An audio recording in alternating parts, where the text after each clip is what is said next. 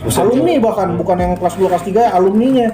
Jadi nunjuk gue sama temen gue bertiga untuk lu nyerang duluan paling depan. Lu panggil musuhnya biar mau ribut sama kita. Wah, ini dia kesukaan gue. Gue bilang ngapa-ngapain. Paling kegiatan gue cuma push up, sit up itu doang.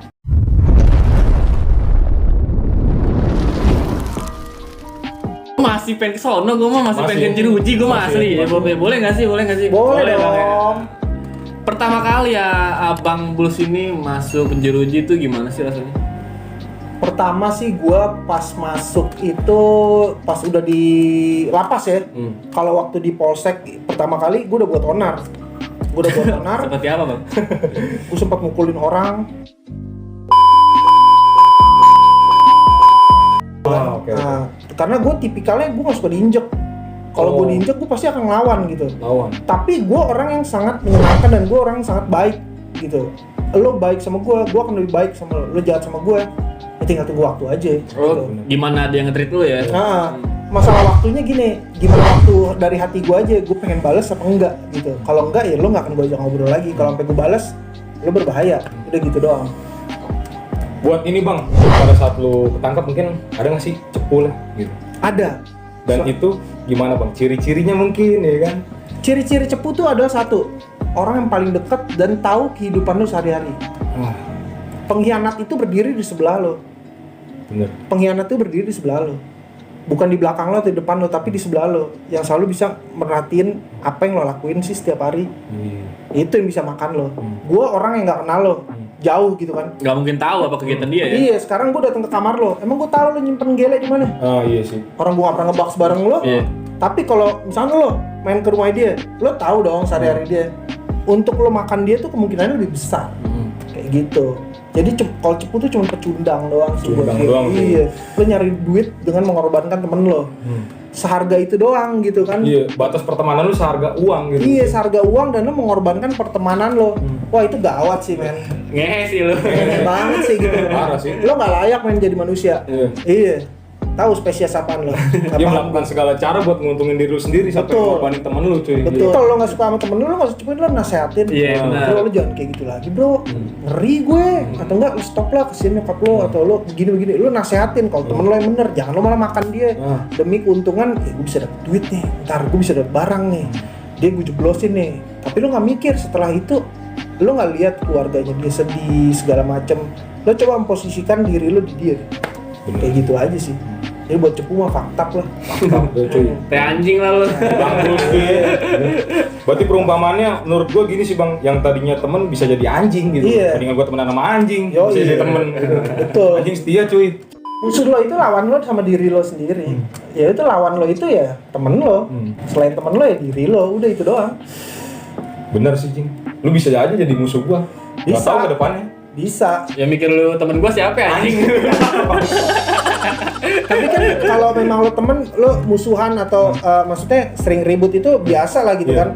Nah lo mau bawa kemana itu masalah. Untuk jadi bikin lo pecah kah? Atau memang untuk emang nih kita harus begini biar kita bisa lebih naik satu step lagi men. Bener. Gitu. Karena perpecahan itu bisa menjadi pembelajaran kita untuk kedepannya ya Bang ya? Betul. Orang merit kan karena perbedaan, bukan karena kesamaan. Iya bener. Iya kan? Kalau sama nggak mungkin kawin. Nggak mungkin. Makanya kalau orang merit nih, ih lo sama gue sama ya dan ini, bukan itu yang dicari. Bener. Tapi beda disatuin bisa jadi bareng. Nah itu susah. Itu yang susah. Nyapin puzzle-nya itu Jing. Nah, Karena perbedaan itu yang bisa menyamakan. Keren. Gue bisa nyimpulin baru-baru Ini ini kayak gini loh. kopi hitam. enak kopi nih. Tubruk ya? Kopi tubruk. Cara bertahan hidup di penjara versi Bang Bulls. Cara gue bertahan hidup di penjara adalah Sorry Bang, gue potong dulu. Yang gue tahu cara bertahan hidup di penjara lu punya duit, itu doang. Menurut lu gimana? gue deketin yang punya duit. Lu tidak mempunyai uang. Mungkin modal di awal. Modal di awal. Atau mungkin gue membantu menyelesaikan masalah dia yang ada di penjara. Gitu. Jadi mungkin cara gue bertahan hidup di dalam sih intinya pertama gue harus menghargai orang dulu. Menghargai orang dulu. Biar gue bisa orang menghargai gue dan gue bisa bertahan gitu. Dan kedua lakuin yang bisa buat lo seneng apapun itu. apapun itu. Karena di penjara tadi udah dibahas, Cing. Iya, karena di penjara lo gue. Memangnya senangnya di penjara apaan, Bang? Senang di penjara ketemu banyak orang yang lo nggak pernah temuin itu di luar dengan berbagai macam kasus. Orang yang ada di dalam situ tuh orang-orang bermasalah. Ternyata setelah gue pelajarin, gue masuk di penjara berkali-kali. Ternyata nggak semua orang yang ada di dalam penjara itu orang jahat. Orang yang dicap kriminal lah. Betul. Dan nggak semua orang yang ada di luar penjara itu orang baik. Bener sih, Cing. Bener. Mereka bisa jadi korban doang yang di dalam. Kambing hitam dari orang-orang luar yang mementingkan suatu kepentingan, kekuasaan, segala macem, ngebantalin ya kan, nunjuk doang biar jadi korban gitu kan. Anjing. Banyak, Bang. Banyak kayak gitu, pasang badan, dibiayain keluarganya. Yang penting gua nggak kena, lo masuk Lu masuk aja. sono aman nih 1 Iya. M. Intinya lo keluarga lo gue biayain, hukuman lo rendah, tapi lo yang masuk kayak gitu. Nah, orang-orang kayak gitu tuh yang gue senang pelajarin dari orang-orang seperti itu gitu. Maksud gue ya mungkin faktor ekonomi gitu kan, Pasti. atau loyalitas dia terhadap Bosnya. iya. Itu ngeri sih, Marah sih. ngeri. Tapi Nah, gue yakin mereka mikirnya ya karena gue di luar sana nggak sanggup untuk membiayain keluarga mereka, Bang, menurut gue. ya sekarang kalau lo misalkan dijanjin mau dibiayain, taunya pas lo udah masuk orang yang biayain lo kabur gimana? Nggak bisa berbuat apa-apa. Wah, lo lemah. Lo kan udah terlanjur di dalam penjara, masa lo nggak bisa berbuat apa-apa? Lo bakal ditindas dong. Iya. Lo harus nyari sesuatu yang lo bisa lakuin di situ, terutama menghasilkan untuk perut lo. Apa kayak kerja kayak, bantu orang angkat apa, jadi tamping kayak, tamping itu tenaga pendamping. Jadi yang ngebantu tugas sipirnya. Sipir. Gitu. Banyak kok kerjaannya. Intinya lo jangan males. Kalau males, pertama lo jadi penyakitan, kedua otak lo buntu, ketiga kemungkinan lo untuk bunuh diri itu gampang. Karena lo kayak seakan-akan hopeless gue udah nggak ada harapan lagi hidup. Lo masih bicara hukuman lo masih 5 tahun, 3 tahun. Tuh lo lihat yang hukuman mati. Mereka fine-fine aja nerima. Nah lo mesti belajar dari dia. Yang gue pelajarin dari orang-orang yang hukuman seumur hidup sama mati, gue pelajarin mentalnya dia. Gimana sih lo bisa nerima situasi kayak gini? Padahal kan lo tahu mati lo tuh jelas gitu kan. Udah ada gitu, udah ada. Catatnya sama ini Iya. gitu loh, bukan sama Tuhan. Manusia. Iya, lo tahu nih lusa ibaratnya lo bakal ditembak gitu kan. Itu gue belajar dari gimana mereka pasrah sama situasi, terus menerima kesalahannya dia, memaafkan masa lalunya dia, berdamai sama dirinya dia sendiri. Itu gue belajar banyak sama mereka. Dan gue respect tinggi-tinggi sama orang-orang seperti itu. Bisa survive, men. Gila. Parah, itu otak udah kemana tahu, Cing. Iya. Iya kan? Gokil sih, gokil. Itu pasti kegiatan dia pagi siang sore malam mikir, Bob. Iyalah. Iya nggak sih, Bang? Have fun justru. Oh, have fun. Oh, dia ngabisin waktu yang dia ngelakuin sesuatu yang selalu menyenangkan. Karena ya kapan lagi gue bisa ngelakuin ini? Iya. Sedangkan gue tahu gue ntar lagi kelar hidup gue gitu. Ya gue lakuin lah apa yang buat gue seneng ya kan. Jalan kayak kebesukan, lihat-lihat orang, makan enak, apa segala macem. Pokoknya ya bersenang-senang aja loh. Masuk kamar ntar malam kayak segala macem. Sipir udah ngeliat, kuman mati. Ntar lagi mau ditembak mati. Biarin aja dah. Dimaklumin, Bang, ya? Iya, maklumin aja dah, udah biarin aja. Seneng ide kayak gitu ya kan. Berarti lebih kayak udah gue nerima apa adanya, pasrah, tapi ada saat-saat momen terakhir yang harus gue lakuin gitu. Betul, betul. Karena gini, di saat lo tahu lo mau mati nih kan, masa lo nggak mau sih ngebahagiain hidup lo yang tinggal sedikit itu dengan apa yang bisa lo lakuin yang di depan mata lo aja, kayak gitu doang sih. Dan gue belajar itu dari mereka, gimana mereka bisa bertahan, gimana mereka bisa nerima putusan setelah hakim ngetok palu dar hukuman mati. Itu kan Nyesek banget Parah sih. sih. Parah. Iya lo, yang ngejudge lo mati tuh manusia, Bukan Tuhan. Bukan Tuhan. Iya, ngeri lo. Parah. Lo siapa? Tapi emang kerjaan kayak gitu sih, Bang. Konsekuensi. Iya. Konsekuensinya seperti itu, ya. Konsekuensinya.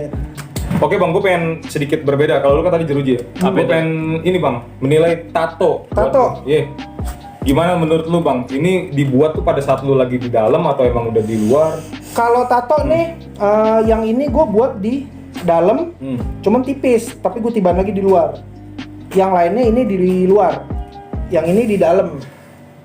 Ini tato kedua gue. Tato kedua. Dalam tuh maksudnya di jeruji ya, di dalam Jeruji. tengah ya. Tato pertama gue ada yang kecil di belakang. Ini kedua. Kenapa gue tulisnya kayak gini, Mam? Ya. Jadi gue tahu nyokap gue tuh nggak bakal ngizinin gue tato. Tapi gimana cara gue? Gimana ya biar dia seneng? Oh, gue tato gambar bintang, tulisannya Mam. Terus gimana? Nyokap gue liat, oh tulisannya Mam. Padahal apa? My own marijuana. Iya. Akhirnya gue boleh ada tatoan. Boleh. Jadi arti tato tuh menurut lu ya nggak selamanya buruk bang? Enggak, nah itu balik lagi ke stigma. Jadi gini loh, maksud gue orang bertato sama apa yang dia lakukan di dalam pekerjaannya itu nggak ada hubungannya sama sekali. Jadi kayak misalkan lo kerja jadi PNS, nggak boleh tatoan. Terus kenapa emang tato ini mengganggu pekerjaan lo? Iya sih. Lebih ke arah visual pandangan orang aja sih. Lo iya, sekarang banyak juga kan yang tatoan sukses kok mereka. Banyak banget. Banyak banget gitu loh. Dan banyak juga orang yang nggak tatoan tuh bajingan. Berarti banyak orang yang melihat dari sisi covernya aja. Nah, dan itu. itu masih harus tetap kita rubah sih stigma. Orang rapi nggak selalu bersih. Orang kotor belum berarti bullshit. Nah, itu yang berdasi malah kayak anjing. Iya, karena kenapa? Dengan penampilan dia rapi, membuat orang percaya, dia lebih gampang nipunya. Iya. Bener gak? Bener sih. Nggak ketara. Iya, kalau kayak gini kan kita udah dijudge duluan kan. Lo bajingan. Padahal yang kita bawa nih virus positif buat mereka. Udah, tunggu aja lo. Sesuatu akan terjadi sama hidup lo yang baik-baik. Yang baik-baik. Cakep bener. Cakep sih. Yang paling parah bang selama lu make apa sebutannya sih? Narcos. Narcos ya, narcos. Iya. Pablo. Yang paling parah tuh apa bang menurut lu bang? Putau ya? Putau. Itu yang nyuntik ya? Nyuntik. Cuman gua waktu itu makanya yang ngedrop. Maksudnya gimana? Jadi kayak dibakar di timah, di timah filter gini, terus dibikin putihnya dihilangin, jadi ngambil timahnya doang. Ntar putaunya ditaruh di atas, ntar pakai duit digulung-gulung, pakai korek sabu yang api kecil baru diisep gitu. Nah, pemakaian putau sebenarnya seperti itu. Kalau suntik tuh biasanya buat kaum yang hipis gitu, maksudnya yang dia kekurangan uang tapi dia pengen make, cuman barangnya cuma dikit, ya udah kayak gitu aja deh, gitu. Nah itu menurut gue putau bahaya. Separah apa bang efeknya? Mati. Minimal dongok loh. Berarti udah ngeblend sih, udah nggak bisa dia ngobrol ya. Makanya gue tahu itu berbahaya, gue make nggak lama, cuma 2 tahun. Yang bikin lu make terus-terusan itu yang nagih apa bang? Kalau dibilang ganja nagih sih enggak ya, karena gini, gue kenapa gue pakai ganja, gue ada alasannya. Gue salah satu tipikal orang yang dulu sangat-sangat temperamental. Gue nggak bisa disenggol dikit di jalan, di apa, gue pasti standar motor gue pukul habis tuh orang. Cuman karena gue pakai ganja tuh kayaknya gue bisa meredam emosi gue. Slow. Gue nggak tahu ini, ya mungkin lo mikirnya ini pembelaan gue, tapi banyak fakta yang membuktikan kalau itu sebagai terapi. Betul. Seorang Mike Tyson aja yang dulunya gila ngisep gitu, Wallace man. Wah gila, Wallace parah, jadi miliarder malah. Yoi, gokil kan. Jadi menurut gua kalau yang ketagihan mungkin sabu. Kayak gitu-gitu. Kalau putau, obat pun ketagihan. Oh makanya ada istilah sakau ya? Sakau. Sakit karena putau. Yoi. Sempet lu bang? Sakau sempet nggak? Sempet. Itu dari Bang Cutai itu. Bang Cuyut, sorry. Cuyut. Dari Bang Cutai. Cutai sorry bang. Salah ngomong gua. Udah kena. Biasa. Basian. Belum gua nonton PNK sama Bung Bulls, gua nonton dulu sih. Yoma. Respect gua. Respect parah. Pernah bang rasain sakau gitu? Pernah. Sampai di titik itu loh? Pernah. Dan gua pada saat gua berhenti putau itu, gua ngelewatin rasa sakau itu 2 minggu ya, 2 minggu lebih. Jadi sengaja gue nggak mau, pada saat badan gue nagih gue nggak mau pakai. Gue memutuskan untuk gue mau berhenti dan gue nggak rehat. Gue waktu itu masih di dalam ya. Ya udah, gue harus ngelewatin, caranya gue berhenti adalah gue harus ngelewatin masa-masa sakau gue, dan itu memang sakit dan gak enak banget. Kayak gimana sih bang? Kayak anjing gue harus maki gitu, gimana sih? Badan lo keringet dingin gitu, dan badan lo tuh juga kayak diinjek-injekin tentara, tau gak lo? Badan sakit semua. Wah, serba salah. Terus pilok nggak berhenti, ingusan segala macam. Pokoknya kondisi badan lu tuh beda banget. Kayak gejala putus zat ya, namanya gejala putus zat. Itu parah banget, men. Kalau lo nggak kuat mungkin bisa lewat. Makanya yang namanya putau tuh candu, lo harus terus make. Ngeri. Jangan sampai lah. Akhirnya lu di kamar tuh selama 2 minggu apa gimana bang? 2 minggu gue nggak keluar paling cuman makan, jajan, buat refreshing, ntar sampai kamar anjing gue pengen makan, apalagi ngeliat orang make gitu kan, anjing jadi pengen gitu kan. Cuman gue challenge diri gue sendiri, gue harus bisa men, gue harus bisa. Udah akhirnya gue lepas dari itu, nyobain lah. Yang lebih santai bang. Nah, tapi berarti benar dong ya yang di film Seleng Gak Ada Mati udah nonton belum? Udah. Yang si Bibim lagi sakau tuh begitu kejadiannya? Iya. Sengeri itu sih, Bob. Parah. Itu. Dampaknya sampai segitunya, Cing. Parah. Kayak ketergantungan lebih jatuhnya, Bang ya. Banget. Kalau nggak ada Candu. itu ya lu gimana gitu. Iya. Lo nggak bisa hidup tanpa itu, kayak gitu. Sabu itu sekarang kayak putaunya zaman dulu. Karena gini, sabu sekarang itu kayak bikin lo nagih. Jadi bikin lo sakau. Lo jadi kayak harus make terus tuh sabu. Berarti 11-12 lah, Bang ya. Iya. Nah, gue nggak tahu tuh kenapa tuh bisa jadi kayak gitu. Dulu mah nggak begitu.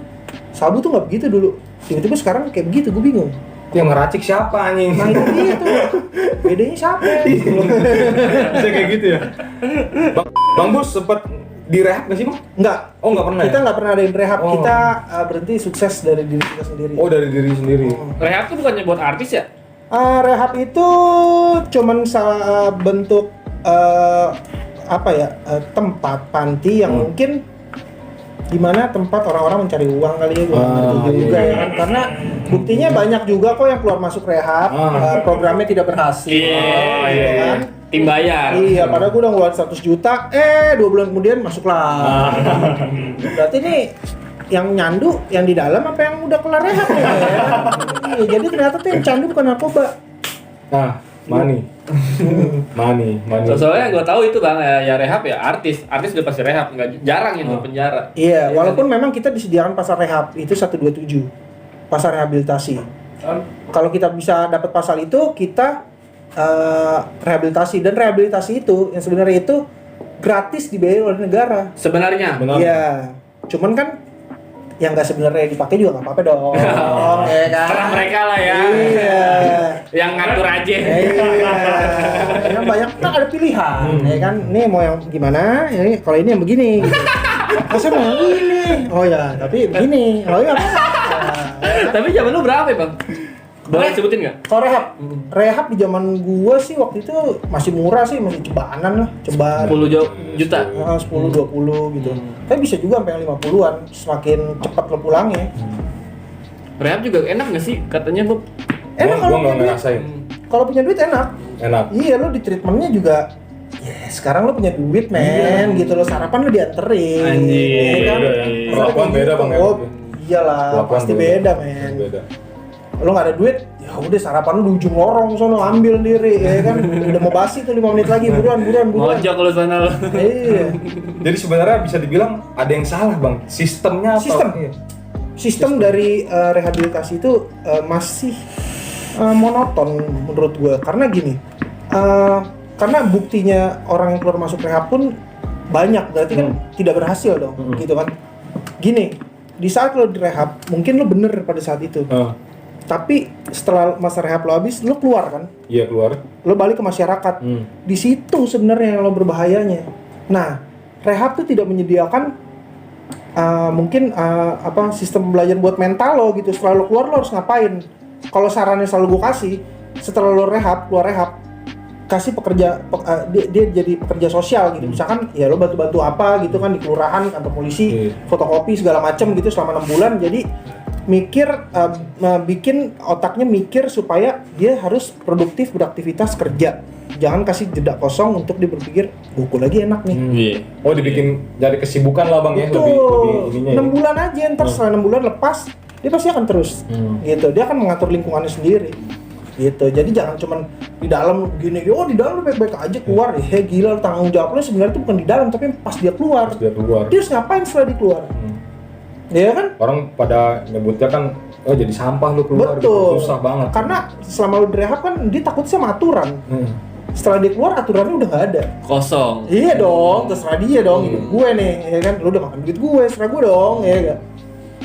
Jadi gue bilang rehab tuh mesti banyak belajar, dan kalau bisa anak-anak ya mungkin seperti anak-anak Rastamala Project ini bisa dijadiin mentor untuk teman-teman yang mau sembuh gitu. Karena caranya buat ngasih tahu orang-orang yang mau sembuh dari narkoba apa segala macam itu bukan dengan orang-orang yang belum pernah mengalami situasi itu dan dia memberi teori-teori, tapi justru mungkin yang pernah mengalami situasi itu bahkan mungkin lebih parah, ngasih tahu ke mereka begini.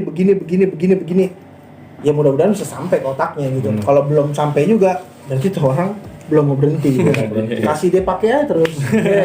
Berarti balik lagi dari keyakinan dia sendiri ya Bang ya? Betul, karena lo mau berubah itu, lo bisa berubah, lo bisa berhasil itu kan keputusan semua di diri lo kan.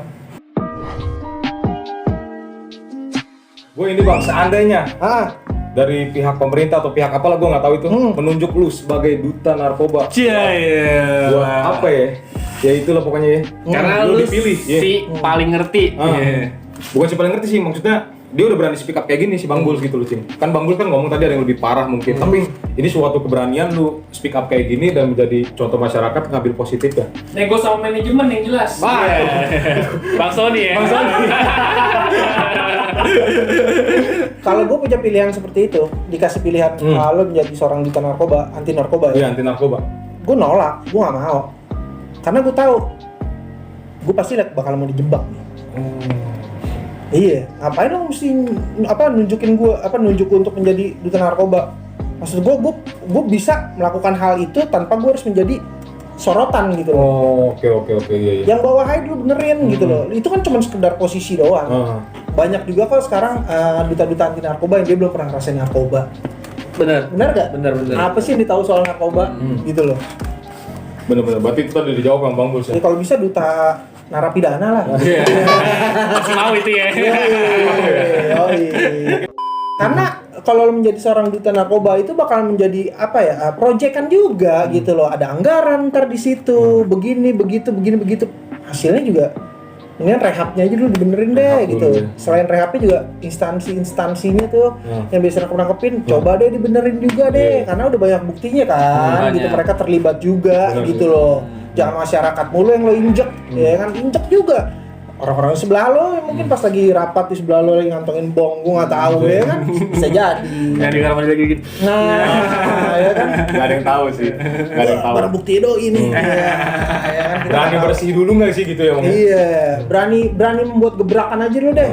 Karena kita ini mantan-mantan jangki ini udah pernah ngalamin ya hal-hal yang buruk, dihina orang, jatuh bangkit lagi, ngejar kesuksesan yang bener-bener telat jauh, terus ngerasa kayak nggak berguna. Pokoknya semua hal-hal yang mungkin buruk itu pernah kita alamin banget, dan ya pelan-pelan kita bisa ngelewatin itu sih gitu. Dan gue pengen orang-orang yang sekarang ada di posisi kayak begitu, dia juga bisa ngelewatin dan bahkan bisa ngelebihin apa yang pernah kita lakuin. Bener, Cing. Bener-bener doang lu anjing. Enggak, yang tadi dibilang sama Bang Bulls gitu loh. Buat kayak gitu ini susah, Cok. Susah men. Susah lu. Susah. Kita harus respect sama orang-orang kayak Bang Bulls atau yang di luar sana yang mungkin nggak berani speak up, dan Bang Bulls berani speak up kayak gini. Menurut gue ini sebuah apa ya? Yang nonton ini biar terbuka pikirannya loh. Respect Parah sih gue. Buat kayak gitu. Bener ya Bang Sony ya? Terakhir Bang, yang penutupan dari gue, momen yang nggak bisa lu lupain di Jeruji. Kehilangan waktu. 2011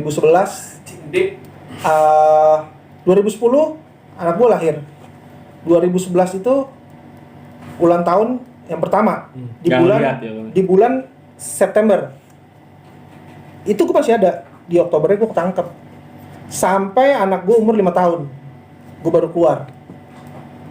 Gue nggak ngelihat masa-masa golden age-nya, manggil gue daddy atau orang tua segala macam. Dan dia harus, jatuhnya kan gue udah ngasih beban ke dia ya.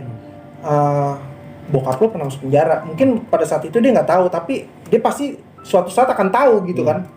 Nah caranya pada saat dia nanti tahu, gue udah ngasih perubahan yang bisa ngebahagiain dia nih. Jadi hal yang mungkin bikin dia dendam sama masa lalu gue udah ketutup sama apa yang udah gue kasih ke dia sekarang ini gitu. Dan itu waktu yang gue bilang sangat-sangat nggak bisa gue bisa terima sih sampai sekarang gitu, karena itu yang paling didambain sama keluarga mungkin ya. Maksudnya lo bareng sama anak lo jalan apa segala macam, dan itu gue nggak ngerasain dan itu gokil. Gue pernah ada masa di waktu gue dibesuk di Purwakarta itu, gue sama anak gue waktu berapa tahun, gue cuma tatap-tatapan doang, tatap-tatapan aja gitu. Jadi cuman ini bokap gue, ini anak gue, kayak gitu. Ada beberapa detik tuh kayak gitu. Caranya gue biar anak gue tetap kenal sama gue walaupun dia tidak melihat, gue selalu telepon dia setiap hari, nggak pernah putus. Minimal dia nggak pernah lihat muka gue, tapi dia dengar suara gue dan dia hafal. di saat gue teriak gitu kan, ini orang biasa nelfon gue dan ini bokap gue. Kayak gitu cara gue. Anjing merinding gue demi Allah. Salut gue Cing. Ya, gak semua kayak bisa kayak gitu Cing. Lu ibaratnya lu punya anak nih, anak lu nggak bisa ngelihat perkembangan anak lu tuh sakit. Iya. Oh itu parah men. Gak ngeliat yang ngedotnya, Iya. gak ngeliat cara berjalannya. Nah, golden age-nya itu. 5 tahun sampai 5 tahun bang. Iya. Oh itu goks itu. Wah itu gue sampai kapanpun juga gue nggak bisa bayar itu. Nggak bisa bayar itu. Ya tugas gue cuman gue harus bikin dia senang. Kalau bisa secepatnya gue bisa bikin dia lebih senang lagi. Ibaratnya gue nggak ngizinin satu tetes air mata keluar dari matanya dia lah. Itu harapan Ini gue. deep banget sih Cing, gila. Tisu ada tisu kok. Tenang, tisu ada. Pembelajaran lah, maksudnya buat yang di luar sana mungkin seorang bapak gitu, Iya. orang tua ya. Pikirkan keluarga lu lah sebelum lu melakukan itu lah. Betul. Lah, kalau lo mau melakukan sesuatu gitu, lo tahu ada konsekuensinya. Di dalam diri lo tuh selalu punya dua suara kok. Di saat lo melakukan itu, lo tahu nih, ini nggak benar. Di saat lo mau ngambil keputusan itu, percaya sama gue, selalu ada dua suara di situ. Bener. Iya. Lakuin, jangan. Kata hati itu yang ada dalam diri lo, itu yang memutuskan lo untuk bertindak. Lo mau dengerin yang mana? Baik lagi ke dia, mau Balik milih lagi. yang mana? Mau milih yang mana? Baik atau jahat, Iya. positif atau negatif. Betul. Pesan terakhir nih, Pesan gue buat teman-teman mungkin yang sedang berjuang ya buat berhenti dari narkoba gitu, lo pasti bisa, nggak ada yang nggak bisa gitu kan, karena kita bisa gitu, dan lo percaya sama kemampuan yang lo punya dalam diri lo gitu. Jangan pernah dengerin kata orang, jangan pernah peduli apa yang orang jelekin ke lo. Pokoknya bullshit kata orang, intinya lo buktiin ke dia kalau lo bisa sukses. Tenang aja, kalau masa dilirik sama orang mah slow aja, lo udah sukses, dia pinjem duit sama lo, udah tenang aja, ya gak?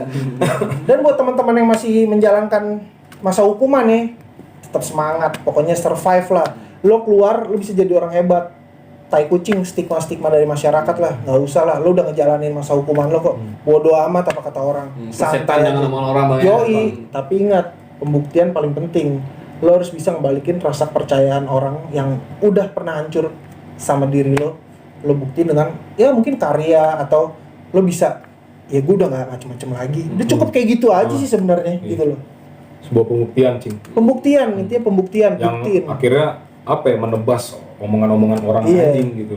Cukup menginspirasi banget nih Bang Bulls. Thank you Bang Bulls sudah Sama-sama gue yang thank mau you. bercerita di channel Bintariksa ya kan. Siap. Jauhi narkoba, dekati Bintariksa. Betul.